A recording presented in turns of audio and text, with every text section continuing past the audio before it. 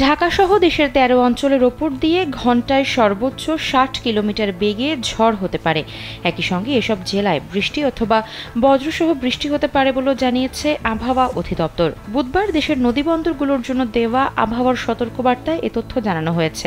সতর্কবার্তায় বলা হয়েছে, ঢাকা ছাড়াও টাঙ্গাইল, ময়মনসিংহ, ফরিদপুর, যশোর, কুষ্টিয়া, খুলনা, বরিশাল, পটুয়াখালী, নোয়াখালী, কুমিল্লা, চট্টগ্রাম ও সিলেটের ওপর দিয়ে দক্ষিণ অথবা দক্ষিণ পশ্চিম দিক থেকে ঘণ্টায় ৪৫ থেকে ৬০ কিলোমিটার বেগে অস্থায়ীভাবে দমকা অথবা ঝোড়ো হাওয়া সহ বৃষ্টি অথবা বজ্রসহ বৃষ্টি হতে পারে। তাই এসব এলাকার নদীবন্দরগুলোকে ১ নম্বর সতর্ক সংকেত দেখাতে বলা হয়েছে। এদিকে ঝোড়ো হাওয়া বয়ে যাওয়ার শঙ্কায় দেশের সমুদ্র বন্দরগুলোকে ৩ নম্বর স্থানীয় সতর্ক সংকেত দেখাতে বলেছে আবহাওয়া অধিদপ্তর।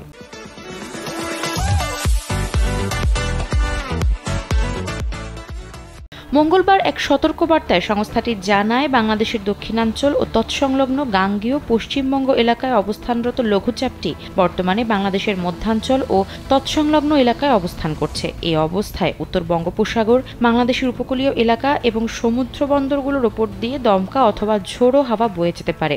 ফলে চট্টগ্রাম, কক্সবাজার, মোংলা ও পায়রা সমুদ্র বন্দরকে ৩ নম্বর স্থানীয় সতর্ক সংকেত দেখিয়ে যেতে বলা হয়েছে।